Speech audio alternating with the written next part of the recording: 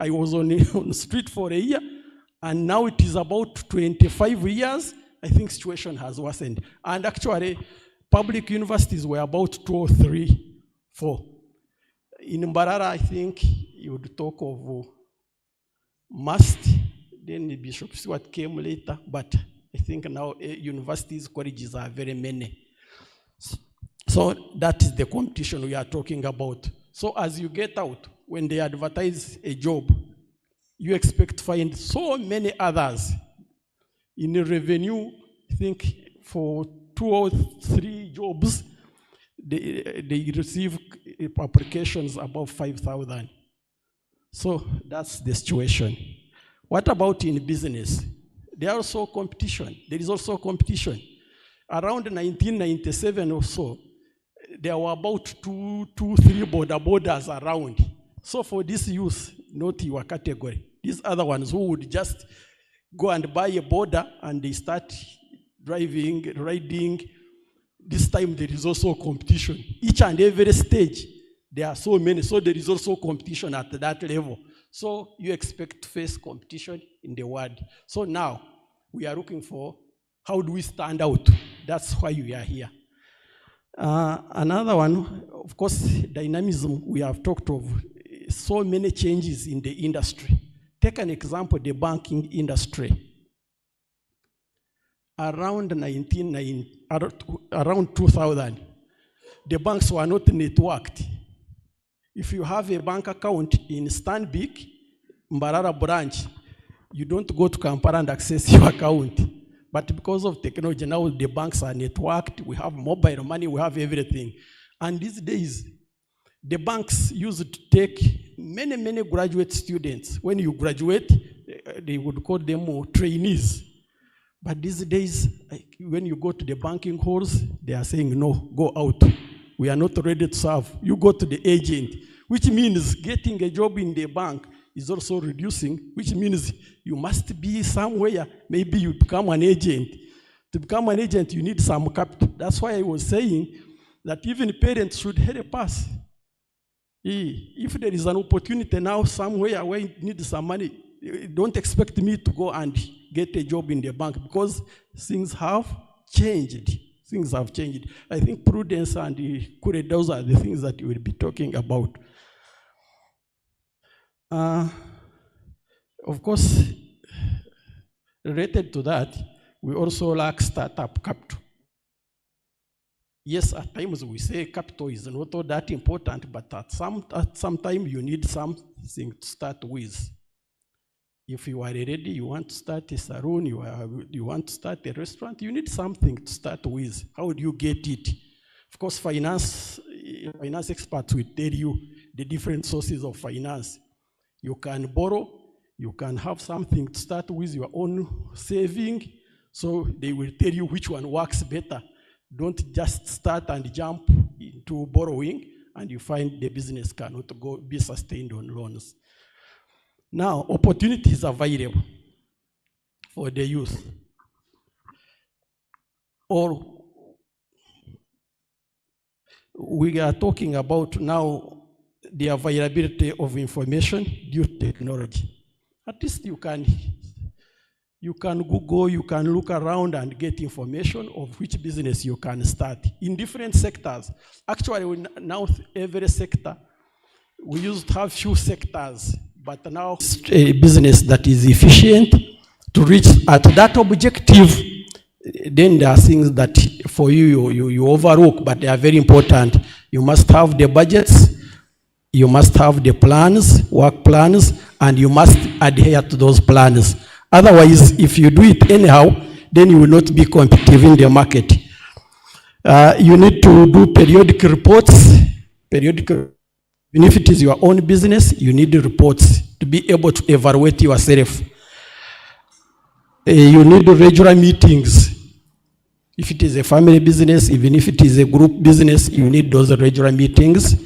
Those are part of corporate governance. That is a requirement that you must fulfill. That's the way you are reviewing. You are looking at what you have achieved, what you have not achieved, and how to get a solution. So finally, we can talk about the key success factors in any business. One of them is quality product and service. Product and quality services.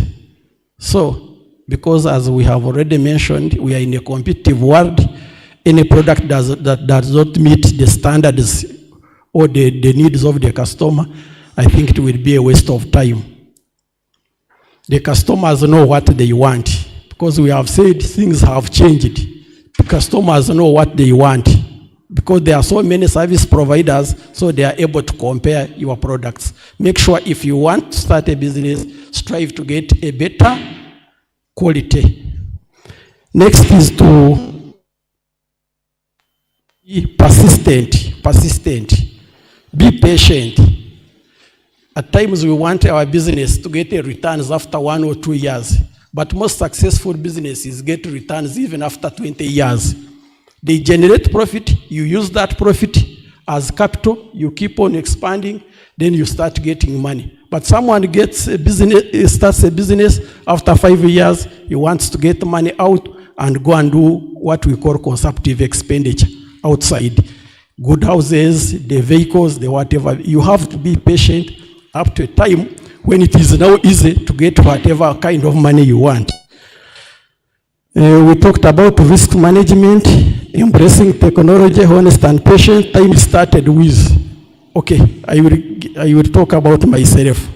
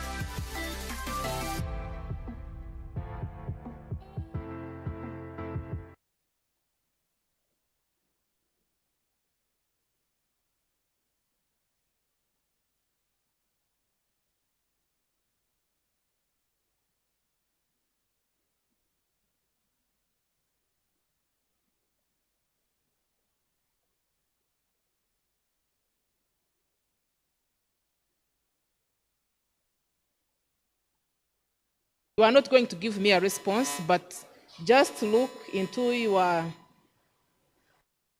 inner self and look at Uganda. How will it be in 2050? We had those who gave us the keynote address, and he shared with us his what? His growth when he first went out into the field to look for employment in 1997, 25 years down the road, things have changed. But by 2050, we expect much more changes to have occurred. So what will Uganda look like in terms of opportunities, in terms of challenges, even in terms of where we shall be in terms of age? Because if you are averagely, the age we see now is 21. So by 2050, how many years shall we have added now? Look at yourself, look at your environment, and then take that mental picture. Next. Yeah, next. So in terms of the population, how many people will be in Uganda by 2050? So the estimates we have today, according to Worldometer, 49.9. We have recently gone through a census. The figures will come out, but these are approximate figures. So what we have approximately is 49.9 million people, and the approximate for 2050 is 87.6. So if you look at the rate at which the population is growing, and you are part of this population, what will you offer? Because when we have people, when we have a population growing, this comes with a lot of opportunities. But not only opportunities, it also comes with a lot of challenges, because you have to see how you fit in. So the question we ask ourselves as young people, what will you offer? If you look at this population, the population falls sick, the population must go to school, the population must eat, the population must write. There are so many things that the population must use, that must utilize. So where are you in this? What are you offering that can make you better and can also make this population better? So entrepreneurs, we say, will shape the future. They will shape the future we want to see. Where we have taken that mental picture, where we see the world, where we see Uganda by 2050, and putting yourself in what? In that situation. Because we usually hope that we shall be there, because we try to be optimistic. You don't look at yourself as a hen of a drunkard. Do you know the hens of drunkards and their fate?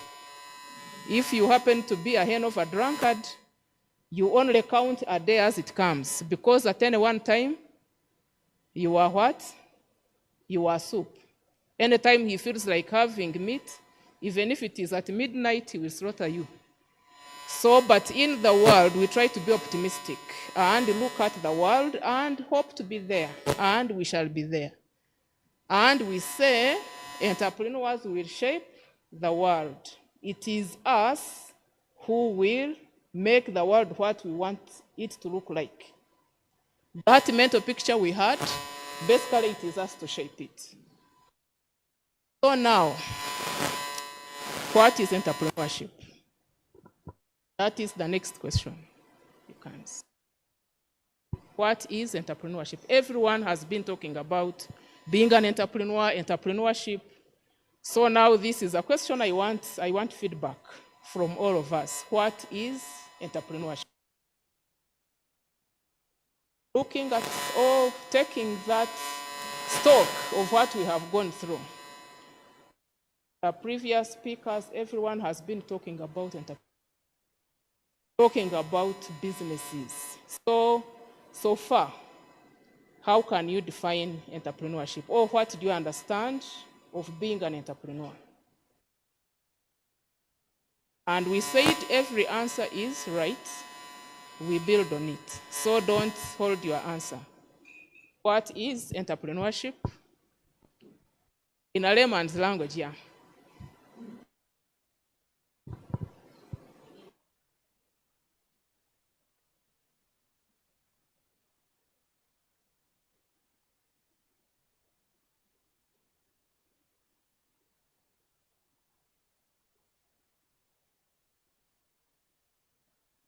Thank you. Someone who starts a business with the aim of what? Making a profit.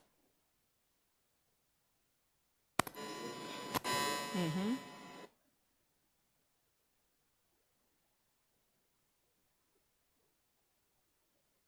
So he says starting, having an idea, working on it to make the society better and also earn some profit. Add another.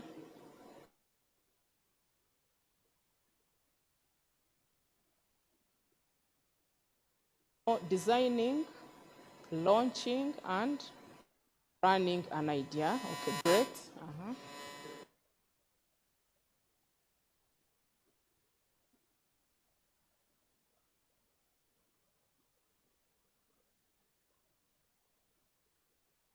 So he says 3 things. 1, identifying a problem. 2, providing a solution. 3, realizing the solution. So when you look at all these ideas, they talk about the what? It is the same thing, though in different approaches. So when we are talking about entrepreneurship, basically it involves all the answers you have given us. You identify a problem, solve that problem, and make sure that your solution is monetized. You have to get a profit from the solution. So in problem finding, as he said, when you are looking for a problem, we shall be looking at how you identify a problem. Because we live in communities, we live in societies, and there are problems around us. But not every problem is within your reach to solve. Not every problem you see around you can be monetized. So when we are talking of being entrepreneurs, that's why we take you through the process to make sure that when you decide to solve a problem, you solve a problem that can give you some money. But the problem you solve, maybe we use our...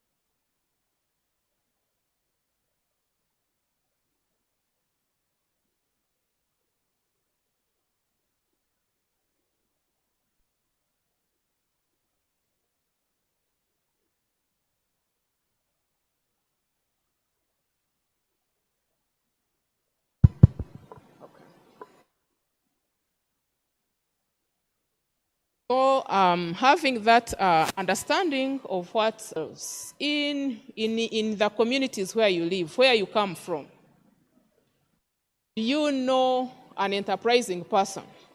Any enterprising person? I am now asking you, do you know any person who is enterprising? Looking at all those different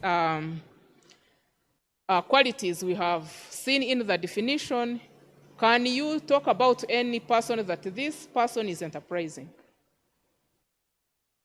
So if you think of, try to think where you come from, where you live, where you stay. If you look at someone and say this person is enterprising, what makes him or her enterprising?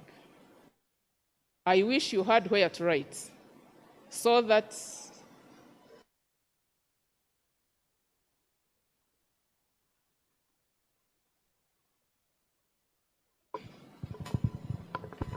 just a simple one. Can we get up, all of us? Get up and get your papers. Get a book like this, a simple one. Are we ready? Get your pen. Are we ready with our pen? Prudence, get this one. And a pen. Here is your pen. Okay, everybody, can we put this book at the back of our akakona? In Luganda, I call it akakona. Here, right here. We are going to draw the entrepreneur. Huh? Let's, all of you, we're going to draw that entrepreneur because she's asking, do you know an entrepreneur? Take your minds to that entrepreneur that you know, that you've seen. Huh? Let's draw his head. Stella and Kulava. At the back, let's go. Joseph, where is that man? Can you draw the head of that man and that woman? Are we there? Okay, let's put in the eyes. Go, we have to show this thing. We're going to put, where is creative media? Be sure to capture these faces. All right. Can we put the nose of that entrepreneur? And his ears then?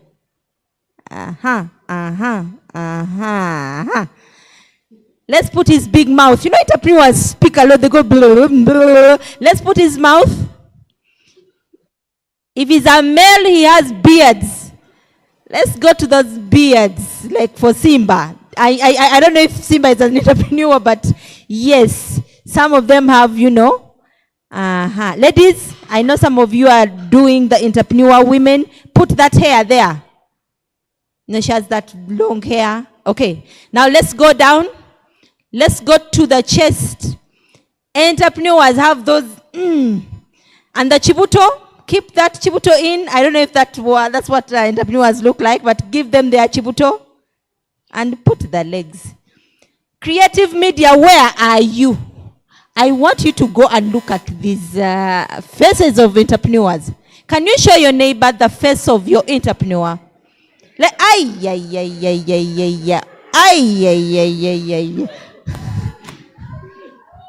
let's see, creative media, have you captured those faces? And then some of those faces pasted up here. Aye. Prudence?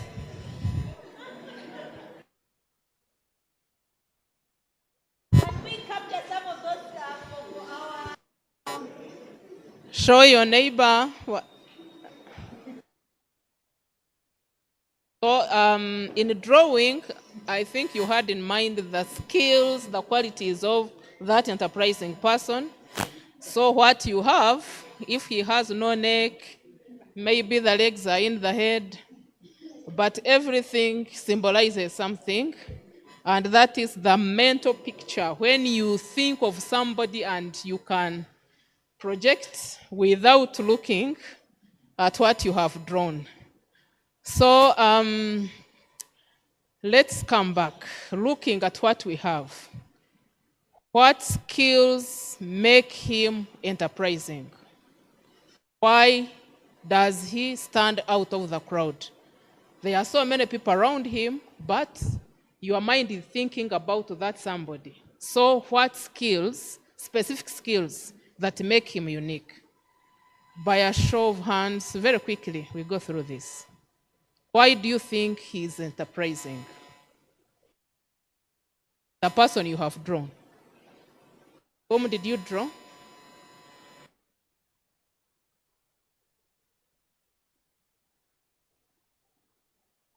You? A businessman. You don't have anyone in mind? Because I first asked you to think about, okay, Stella?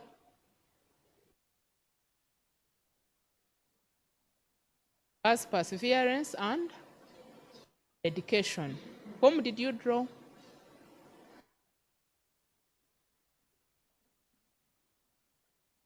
Mr. Anguma. Okay, great. Anyone who drew somebody? Yes. A risk taker. Whom did you draw? Wavamuno. So he's a risk taker. Great. Everyone drew somebody. Yes? You drew Dr. Kazire. Innovative.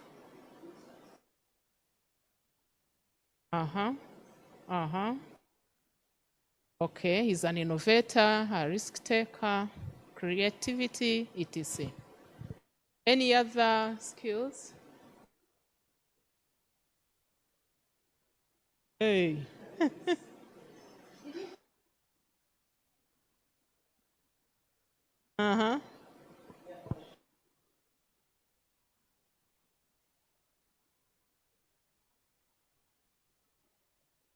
She lives herself, like our US said, and she is shrewd. Great. Any last arm? Yes, please. Dr. Ogwang. Covidex.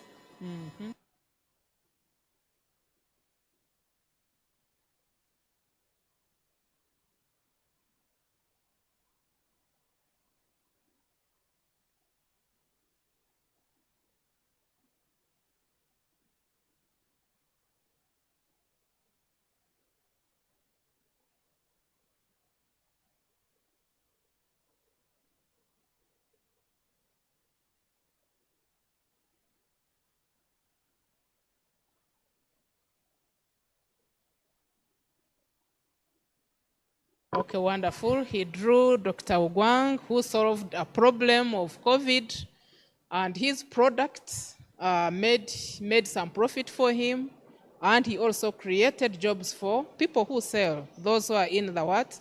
In the supply chain. So that takes us to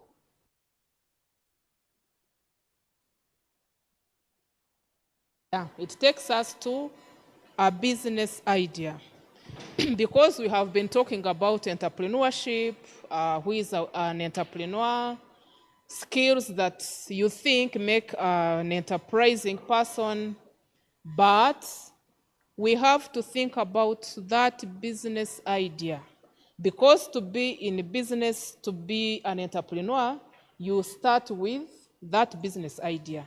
You cannot jump all of a sudden and you start a business. You first dream about it. You must develop that concept. You must have some plan. And you think about how you are going to, because in being an entrepreneur, according to the skills you have shared with us, you have to be a risk taker. You are going into somewhere you have never explored. And you go there. You also try your what? Your luck there. So when you are going into business, in most cases, it may be a new business or it may be an existing business. If it is an existing business, it means you are doing some improvements. You are doing more innovations and building on what is there. But in most cases, you go into a new business. And you don't just dive in, you first dream, you first think about it in terms of market, in terms of the quality that has been emphasized, in terms of the profit, in order to go there and remain there. Sustaining a business is also another what? Another challenge, as we have already seen. So when we talk of a business idea, we look at it as a concept, we look at it as a plan for a new or existing business. And it involves setting goals, you set the targets, you look at the market, you look at the product or service, and then the financial projections. And when we are talking of all of these processes, this is what the bootcamp is all about. It will take us through these processes that we take for granted. Because by the time we came, when I look at the expectations, you see the expectations are there. We are very ambitious. We are looking at online marketing. We are looking at big things. But there are certain small things that we take for granted. And because we take them for granted, we find that most businesses fail. They don't live to see their first birthday. You finish your university, and you say, yeah, I can do business. Because you see many people are doing businesses. So you just go and dive into business without taking into consideration the little or the basic things that matter. So that's why we take you through that. Because when we go back, in our villages, we have people who are doing business. They have never gone to school. They have never attended a boot camp. They are surviving. Someone enters his shop and there is no record. He just survives. There you know survivors. You buy your stock, you sell, you don't know if you have made a profit. And when you see money in the drawer, you think that is profit, when it is maybe your capital, and the way you use it may not what? May not match the what? The business sustainability we are talking about. So when we are talking of starting a business, you don't just dive in. You have to have the time, you think about it. Conceptualize. Think about a business idea. Which idea is the best? There are so many business ideas. If I asked you now, what kind of business you would like to start? Everyone has an idea. But the ideas are usually many, and you need to go through one by one and see which is the best. And basically, when we are talking of a business idea, where do we get these ideas from? If I may ask you again, where do we get these ideas from? We get them from class. Where do we get these business ideas from?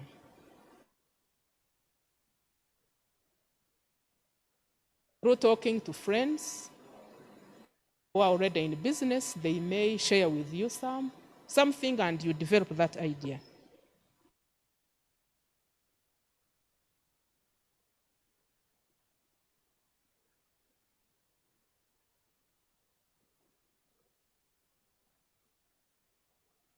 Great. There may be a certain gap. You are following something and there is a gap somewhere. And you think, if I go there, I may be solving a certain problem. And you develop an idea.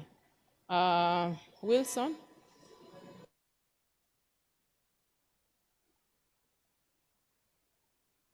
Through reading, what is demanded most? If you are in the hostel and you see that many people are demanding maybe photocopier services, or they are demanding a cup of tea where they can have a cup of tea, then you start thinking, we need, but we shall try to be practical. Then is there must be a problem, there must be a need or a want that is worth solving. So if you have to think of a business idea, and that idea is not going to solve a problem, it is not going to solve a want, then you are not going into the right direction. So that is the first criterion. And this, number one, the problem you are trying or you are attempting to solve, it must be urgent and frequent. Do you know the implication of that? For example, if you thought about a business and you think that the business, let me think of a business around must. And I said, let me start a bookshop at this faculty. Because I see people, they need what? They need paper, they need pens, or whatever. And once their need is satisfied, they will call the rate of stock turnover. The number of people who come and go and come back. So at the end of the day, you get some income from them. The second criteria is of a specific, that the problem must be of a specific group of people or business. And here what we mean, the customer segment must be large. If I have to start a business, you target a group of people. But the group of people you target must be what? Segment must be large. If I started a business in town, and this business is selling winter boots, how many people are going to buy them? If I started it in town in Mbarara, with this hot weather we are in now, and we are not about to reach. So I look at selling winter boots. How many customers am I going to serve? Apart from maybe having musicians who put them on stage, and because of the what? Because of the style. But it is not winter, so a few people are going to what? To come to my shop. I will be stuck with my product. So the customer segment must be large. It must be growing. If I started a business at must, and I'm selling babies' clothes, how many people will come and buy them? A few parents who are around. And once they finish, they will go away. I will be stuck with my what? With my clothes. So when you are thinking of a business, look at the customers, and that segment of customers must be large and must be growing. Every time it must be growing so that you are assured of what? Of markets. Then another important thing under that, you are part of them and you can easily access them. Start a business where you can easily what? Access your customers. Talk with them, convince them to come and buy. If you start a business and you cannot access your customers, then how will you connect? Because in a business you are supposed to connect, you work with the people who come to you, and they also come and ask in case they have any question.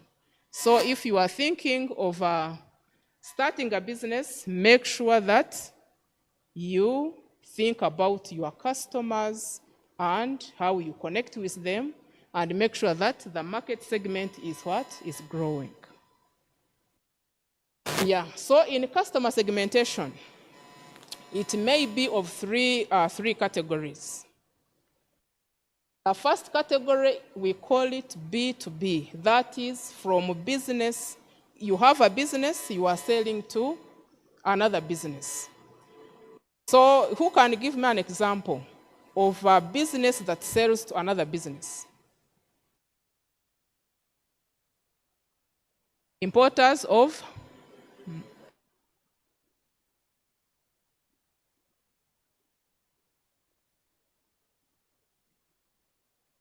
So they may sell to pharmacies, they sell to retailers. So they are buying and they are selling to what? To another business. Any other example? Yes?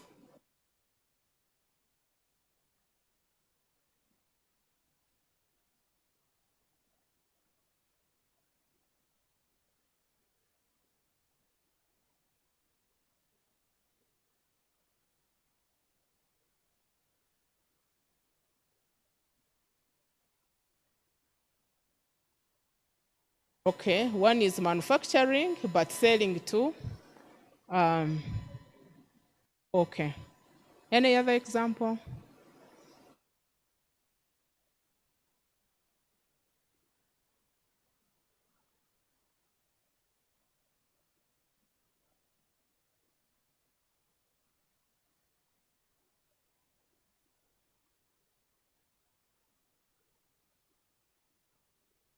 So you are looking at those who sell pesticides, they sell to farmers, and farmers are also in business, they produce and also sell to other people. So now you have understood B2B is when you have a business and then you are selling to another business. You have some idea? Example? The lady next to Simpson. You are smiling at me as if you have something. Okay, if you can't have an example of B2B, we have a B2C, a business selling to consumers. This is a business that is directly selling to consumers. Example, where we have B2C, you have a business, then you are selling to the final consumer, who can easily connect with the organization that sends these borders, or we even have the Ubers. They go and deal with the customers, and they do businesses with them. So we have Safe Borders as a B2C. They deal with customers directly, and they do their businesses. Then next. Ensibuko is another case, though we have not watched it. If we get some time, we may watch it. He's another business person who started his platform, and he was basically trying to what? To sell his product that was mainly helping the village women who were who wanted to save their money, but they could not access cooperatives in town. So he helped them with that product, and he was dealing directly with with them. If we get time, we shall watch it, and you will see the nature of business. Then next. So we are on the second type. Then the third criterion is the idea should solve the problem better than existing solutions. And this is what the most people who started this boot camp were emphasizing. Out there is a lot of competition. Out there is no business which you start and you think this is a new business. Many businesses have been done already. So you are also coming in a pool of business people who are already in the business. So there is a lot of competition, and the competition is tight. So how is your idea going to solve the problem better than existing solutions? So when you start off an idea, you have to think, how unique am I going to be? because these people out there, they already have their market segments. And I am also coming in. So how am I going to make sure I attract people and they come and buy my product? So that means you need to have a unique value proposition. That is the uniqueness we are talking about. What value have you added on your product? What makes you different? If I am going to use, I basically am what? I am an MTN person, though I also have other lines.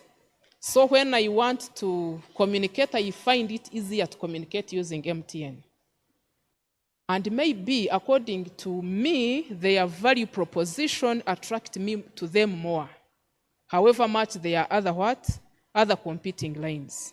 So when you are in the business, there is something that you need to add on to make sure that you attract people who they are already attached to other businesses. So you are there to make sure that they come to you.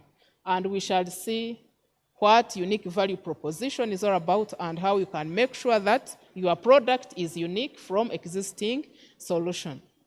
And your team, it needs to have the expertise to solve the problem. When you are out there, the product must be good, it must be of good quality, but even you as an entrepreneur, you need to have the skills that make people come to you.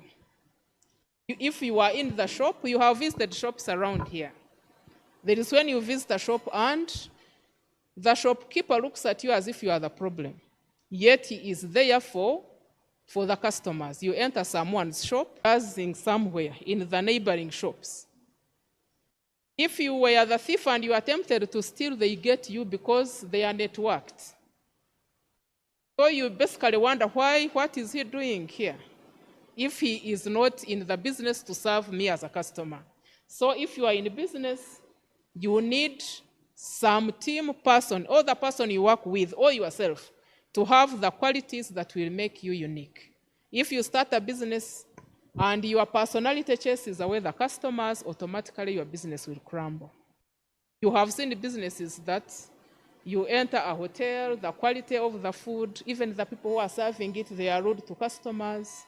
Or you enter a taxi and the taxi drivers and the conductors are very rude to people. Or when you go to a private unit, most of you are from the medical field, you find the first person in that clinic who will basically chase away the customers who would be coming, the patients in this case. So you make sure that the people have the expertise to solve the problem and they show the commitment and passion solving that problem. So that unique value proposition is uniqueness to customers. Why should a customer choose you instead of choosing me? And if you find that they are choosing you, not me, it means there is something that you have that is unique that I don't have. So if you find that the unique value proposition solves the problems and needs of the customers, the customer always wants to buy something that is cheaper.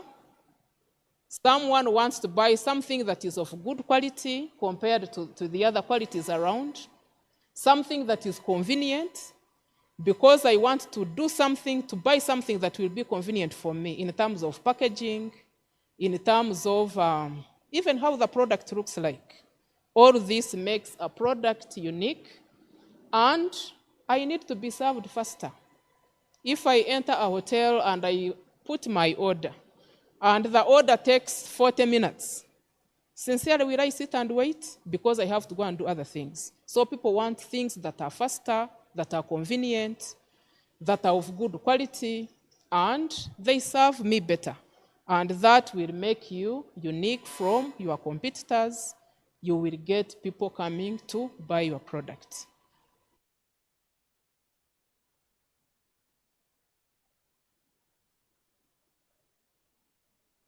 So the four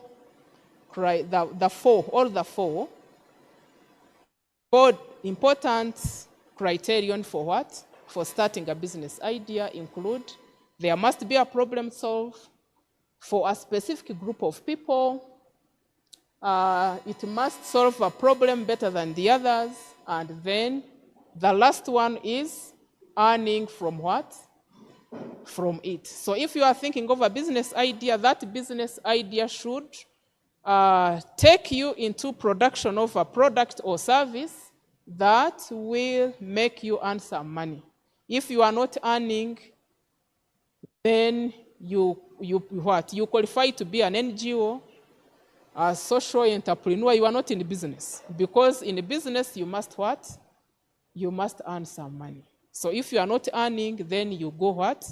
You go and be an NGO and you start social services. But in business you must earn money. People must pay for your solution, and the income you earn must be more than the expenses. Dr. Kule will talk about it tomorrow, and he will tell us what all this is. So as an energizer, again, to see if, because this has been a bit theoretical, I want us to be in groups so as to see if we have basically gotten anything from all this. We are going to have a story. It is a case study. We read through. The questions are there. There are only 2 questions, and we see whether we can start a business, whether we can go through the criteria of selecting the best business out of so many businesses. So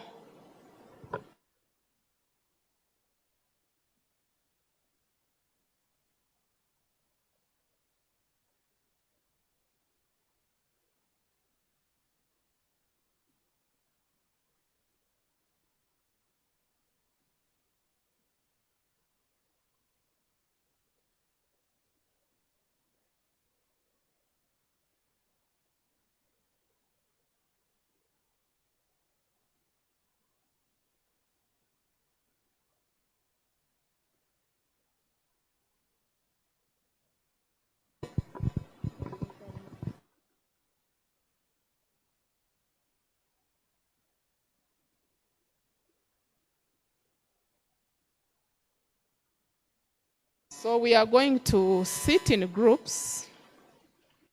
Let's have 6 groups. Let's have 6 groups.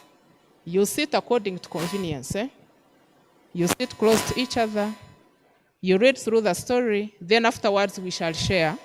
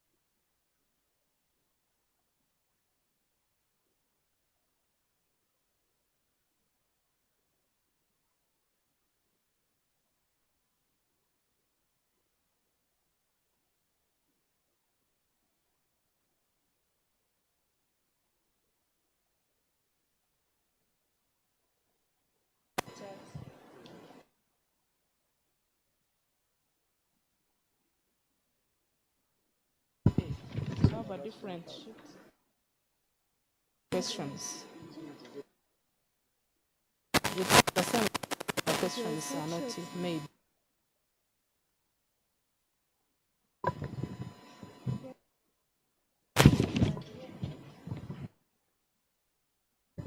If you don't have questions at the end,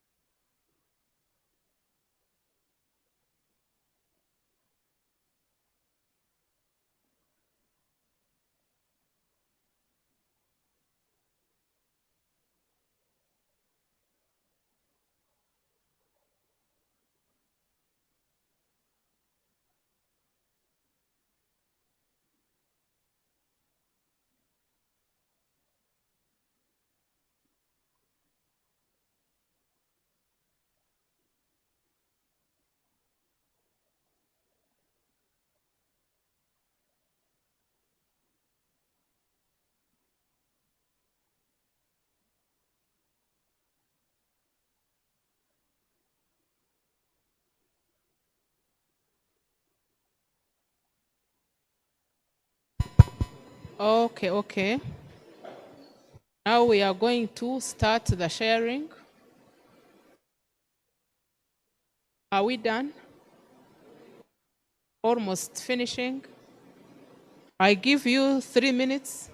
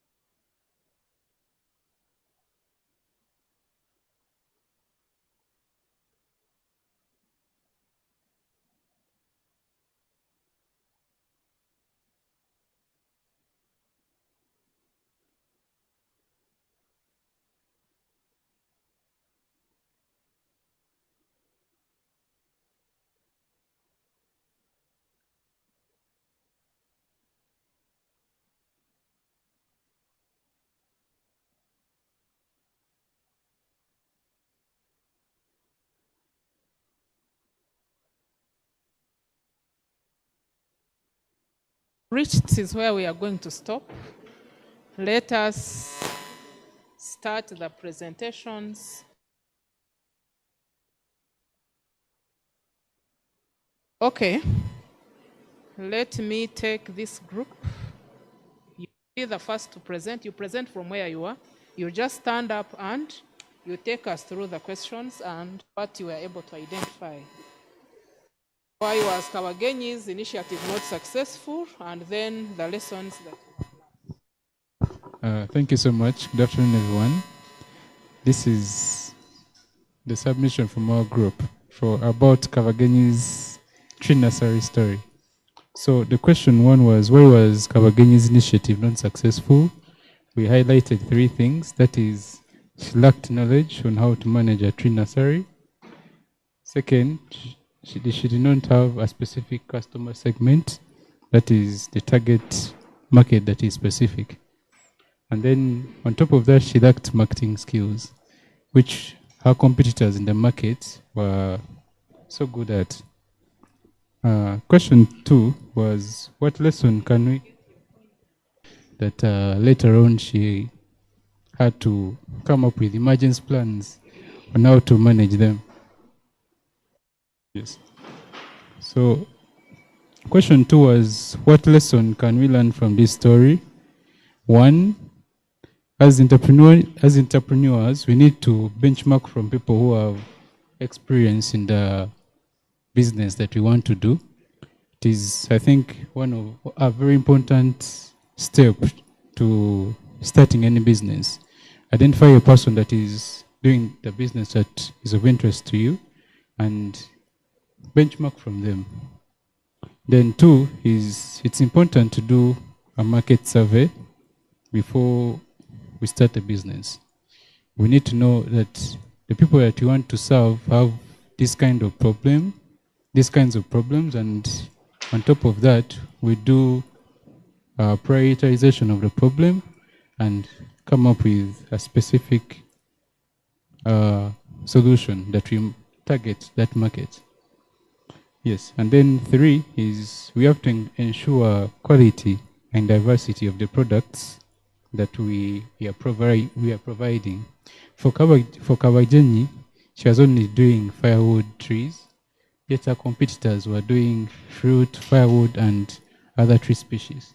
So she was really outcompeted on the market share. So that's it from our group. Thank you. Okay, so I get key points, benchmarking, market survey, and then quality. So that is.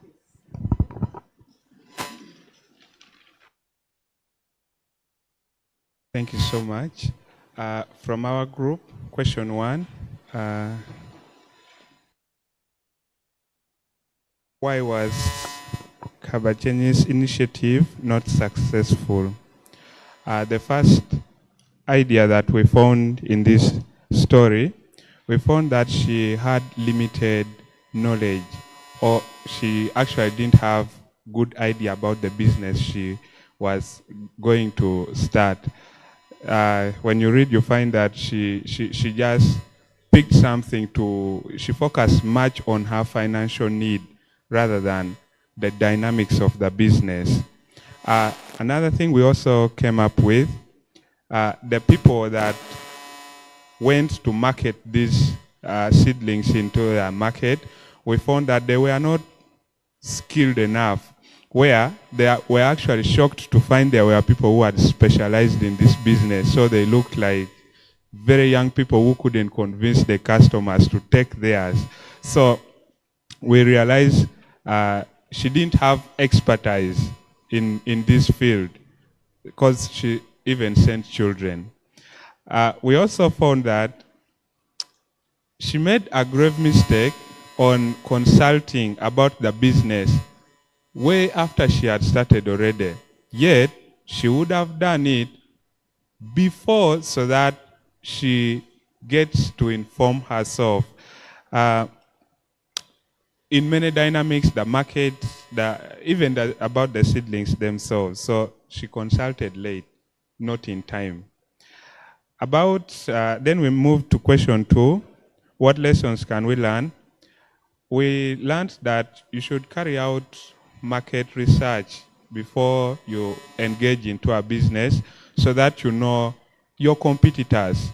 Actually, the children were shocked because realized actually there were many, many competitors. They were not the only one. Yet in her mind, she was like, I'm the only one in this business. So market research before carrying out the business, we had outlined that. Then attaining enough knowledge about the business you are starting. This will help you even improve the quality. Attain enough knowledge, you are thinking about maybe like developing an app. Do you have enough knowledge about ICT? Get skilled personnel or expertise in your business that will help you improve the quality. I'm just thinking if she had consulted, maybe if she had involved or engaged herself into agricultural practices, she would know how to treat the diseased seedlings better. And even the market. The boys, okay, I'm assuming boys, the children she sent to the market didn't really have marketing skills. And yet, marketing is about convincing someone to take your products. We also learned about financing. She really relied only on her savings, which it wasn't enough. She used all her savings, if I'm to pick that phrase, which was a lot of struggling. So we learned, source out the financing of the business, lest you get stuck in the middle of the business. We stopped there. Thank you. Here we get more lessons being learned, finances, and then using experts in the business and research. So let's hear from this group. Thank you very much. I'll go directly to question number 1, which says why was Kawagenyi's initiative not successful? So we pointed out that point number 1 says that she lacked skills. So she had limited skills in a tree nursery. Then another point is a limited idea on how to care for the nursery bed. So she did make a research about the problems which she could actually face during this business. She also did make a research on the market. And then she also faced a problem of a stiffer competition, in that she actually found out that there was a lot of competition which she didn't even think about before the start of the business. Then also she didn't have skills in attracting the customers as compared to the competitors. Then also she lacked the market survey, and then she also didn't have expertise in this business. That's why she even ended up facing a lot of problems, and then his initiative wasn't successful. Then also she also had a limited seedling variety as compared to the competitors. Then among the lessons which she had, which we got from this story, is about research of what we are going to do. So we learned that it is always very important to make research, and then also to look at those people who are in the business which we are planning to do, because we all believe that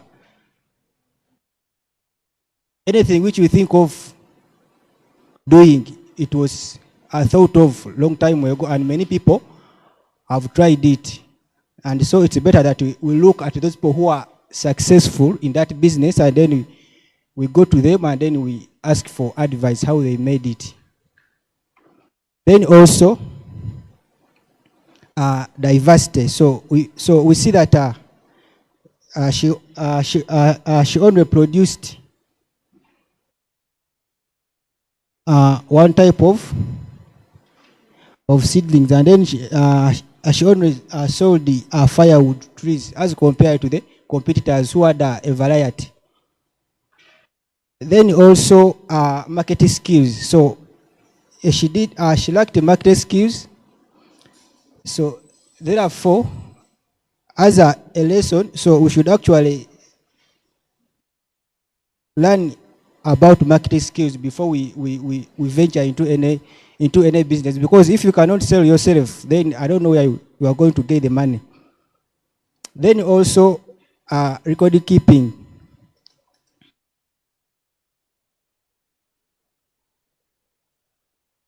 Another thing I can talk about is determination. So at the start of the story, we see that she did not know more about a tree, a seedling, but she went on and then did her best. So we should not get discouraged. However, challenges we shall be facing in the what? In the business.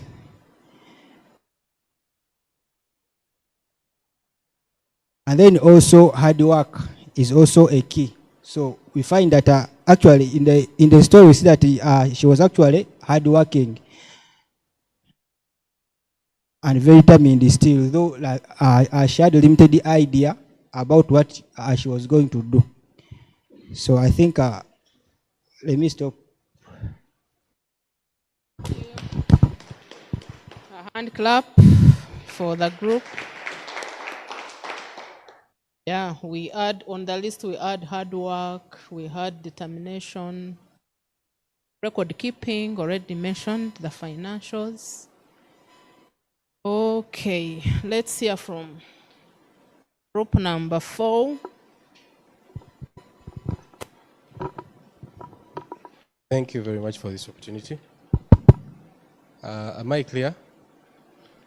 Yeah, so for us, we have generated points according to the phases.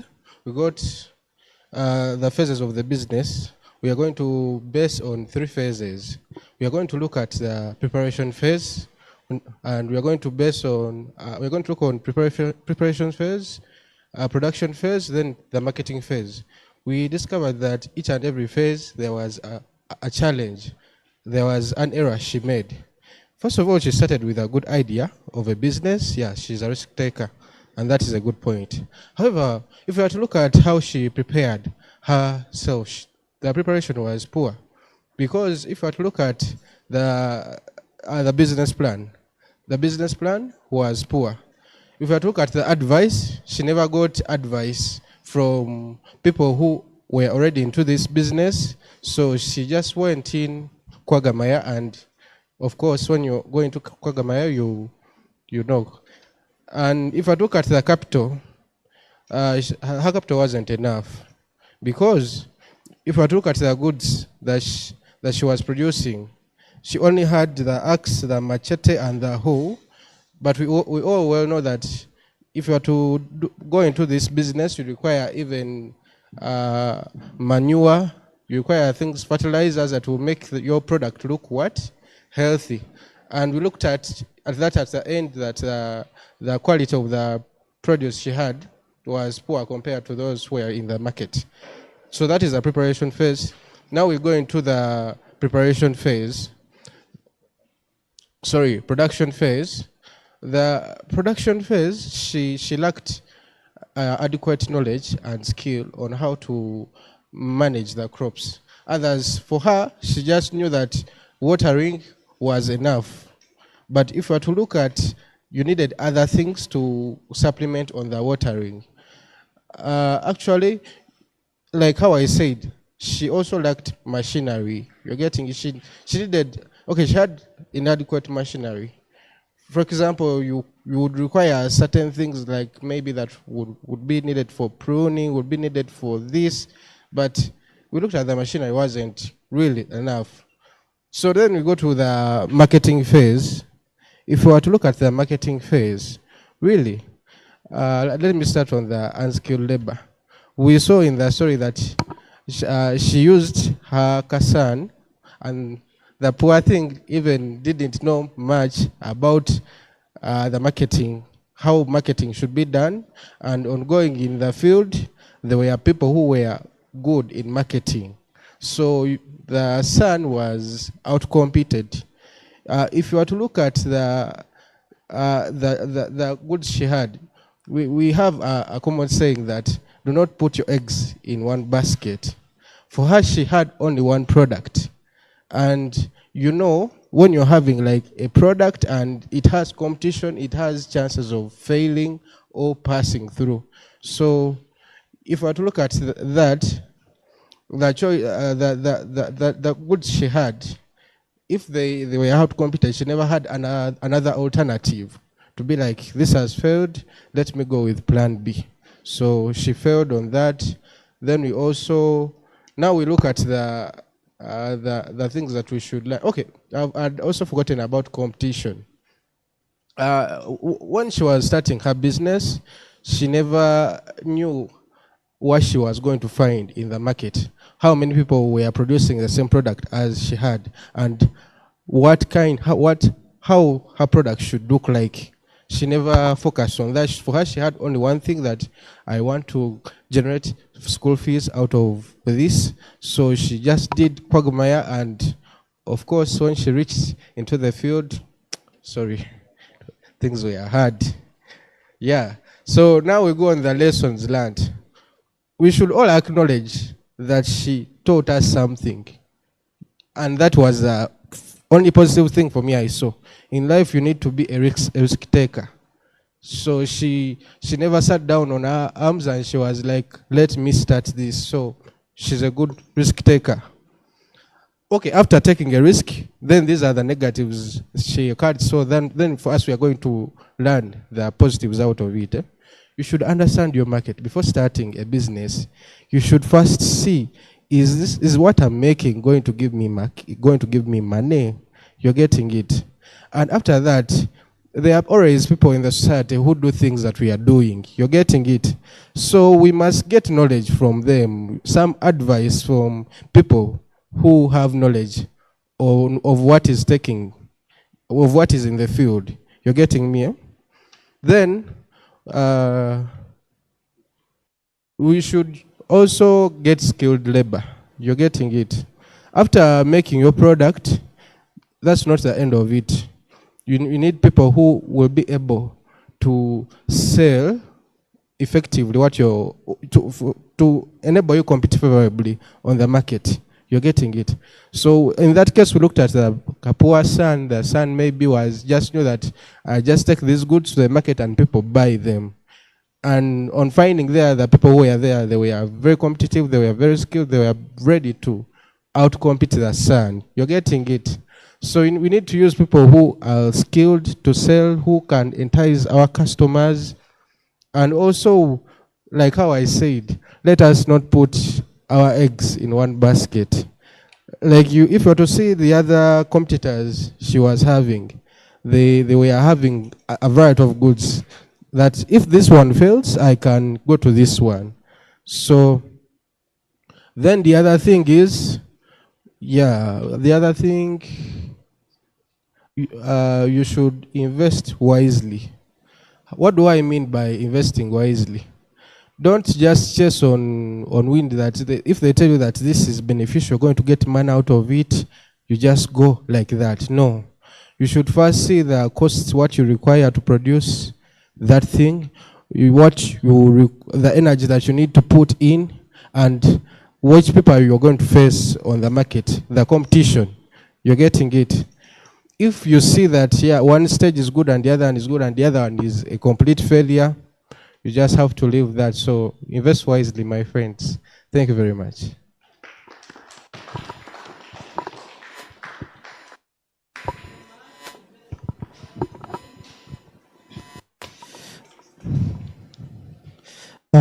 Thank you so much. You know, it's always difficult to give a summary of 10 paragraphs, especially when you're 5 groups and you're reading from a passage of around 6,401 words.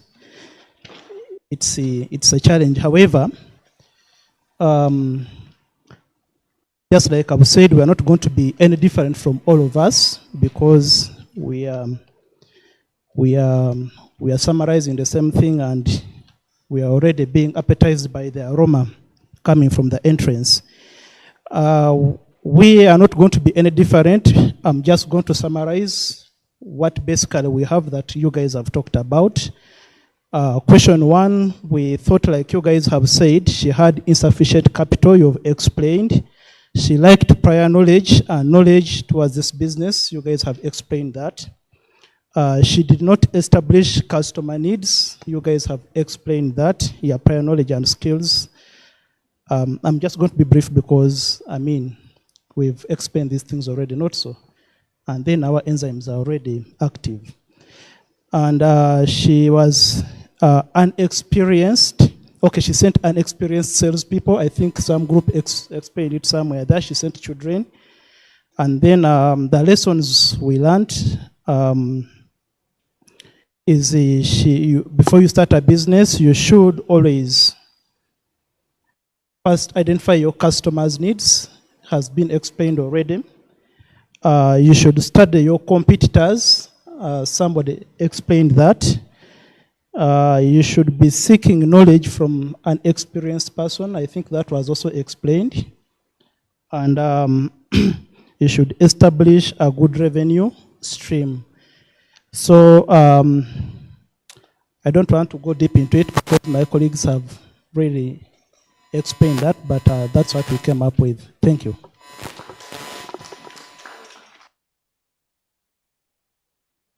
Revenue stream and a new catchword that has come up from the last group. Okay, thank you very much. You have gone through Kabagenyi's story and you have identified for yourselves that if she did this, maybe her business would have come out in a better way. And the business idea generation and the criteria for a good business idea has guided our case study analysis. So let's go to another.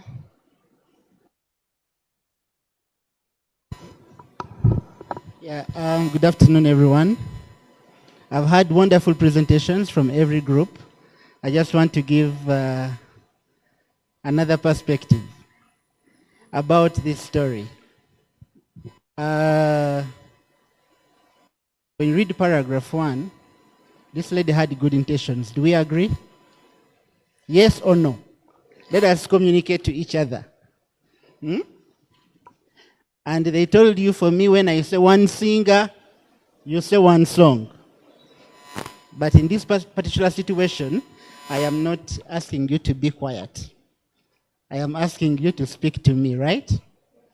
So when you read paragraph 1, the situation says she wanted to help the husband. Was that good or bad? So she had good intentions, isn't it? I'm not saying what you said was wrong, okay? Because everyone has interpreted according to them, okay? But there are particular things I want to bring out. And then, paragraph 2. Paragraph 2. We see that he decided to, what do you see in paragraph 2?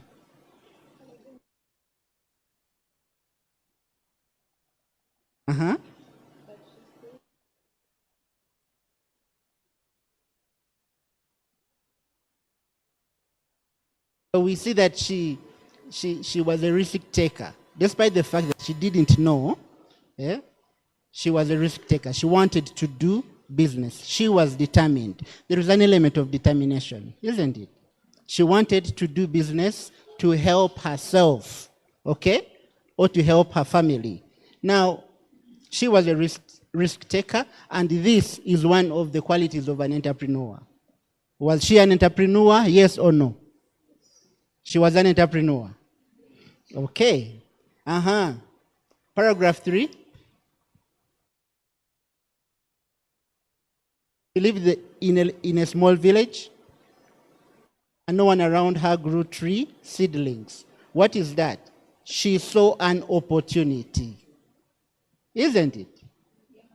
She saw an opportunity. And she wanted to work and harness the advantages of that opportunity. Okay? Now, when she saw an opportunity, what else do they tell us in that paragraph?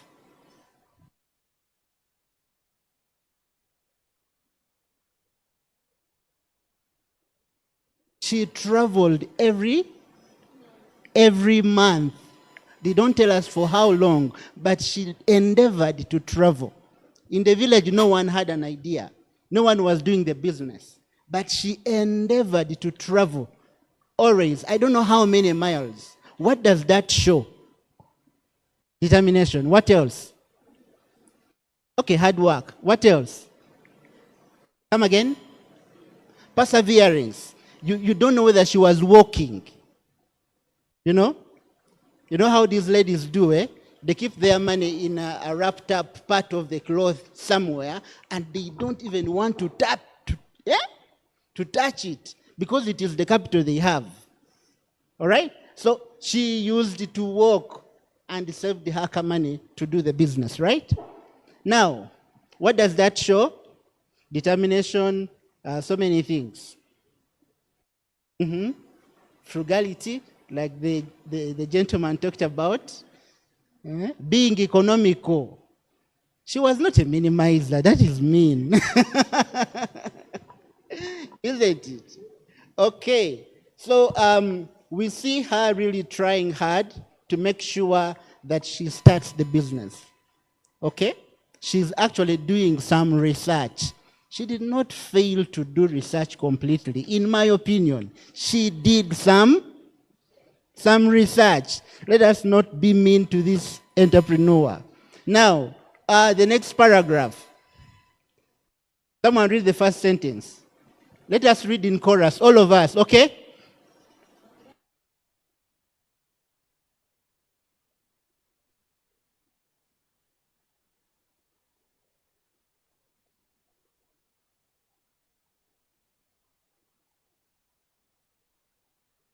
Wonderful. She had a business model.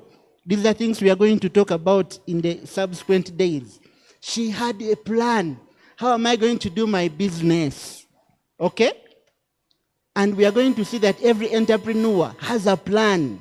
Someone there was hitting her hard on the head saying no business plan or something like that. But she had figured out something, a way of doing something. A business model is how you create value, how you make money. She planned, I will keep it near home. Why? Because I can do other things but still attend to this business. Okay? In my summary later on, I want to tell you that even when you have a good business model, at times things can fail. That is why we shall teach you the lean canvas, because it helps you to come up with different strategies of how to move forward when the first strategy has failed. Are we together? So, she was working hard. She really planned. According, then the next paragraph. Based on what? All of us, let us read.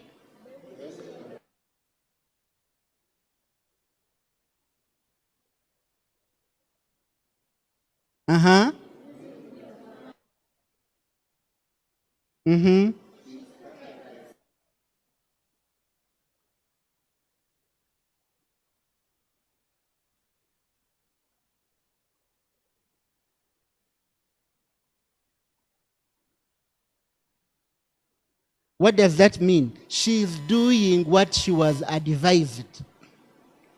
Isn't it?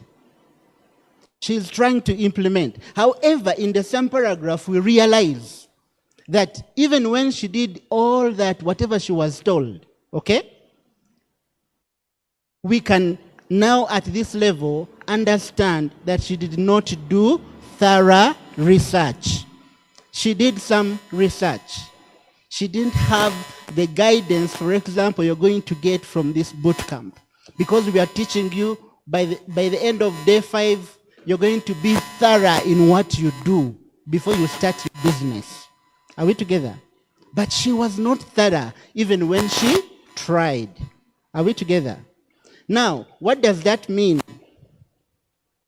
It means that there are certain things we ignore, we take for granted, sometimes due to ignorance or without being thorough. Are we together? So I want us to move forward to day 2. Everything we do, the word thorough should be part and parcel of us. We don't leave any stone unturned. Okay? If she had thought about, yes, she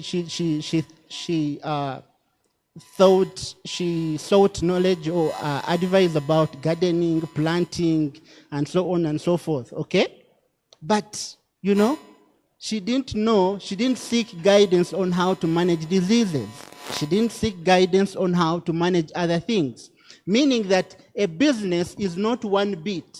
A business involves several processes. So before you actually start your business, you need to understand the entire process. Okay? Seek understanding of every phase of the business you're going to do. Do not say, oh, I only need 50K to be able to start. And then later on you realize, oh, how am I going to sell? No. You think through the entire process of the business. That is why we take you through the entire process in a one page called a lean canvas, because we want you to know each and everything that is involved in the business you're going to do. Tap your neighbor. Tell them you're blessed. Okay? I will continue later. So in this boot camp, we talk a lot because smiles on our face. We also eat a lot to keep energized. To us, this is always the first story we tell, we share. And it assures us that this lady, Kabagenyi, is like us. It tells us that business is second nature. It is not first nature. Business is second nature. You know, with first nature, nobody teaches you. Anybody taught you how to eat? You are the medics. Having a short call, who teaches you? First nature. But business is second nature. Therefore, having business acumen is partly brought about by your own personal skills, but also these skills must be complemented by trainings like this one. So the purpose of these trainings is to complement your pre-existing acumen, the talent you already have in you, so that you perfect yourself and excel. We don't want to fall in the traps of that this lady fell into. So with this message, I want to invite you for lunch. But, you know, it's for God and my what? So somebody should pray. Me, I don't know how to pray. I always tell people. But I listen to others pray for me and I just say amen. Let's humble ourselves and we pray. Oh Lord, we thank you for the food that you have provided. Strengthen us as we eat. For we pray in the name of Jesus Christ our Lord.